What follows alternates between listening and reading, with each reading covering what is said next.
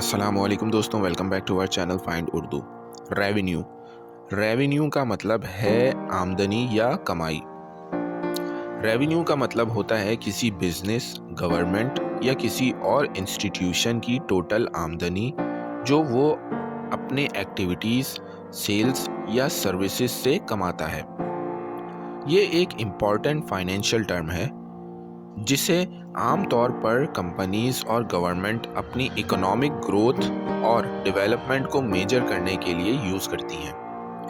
Revenue अक्सर taxes, sales और products की बिक्री के जरिए होती है।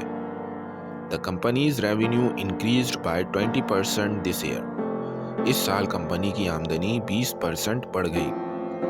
तो दोस्तों, रेवेन्यू का मतलब है आमदनी या कमाई जो किसी बिजनेस या गवर्नमेंट से होती है।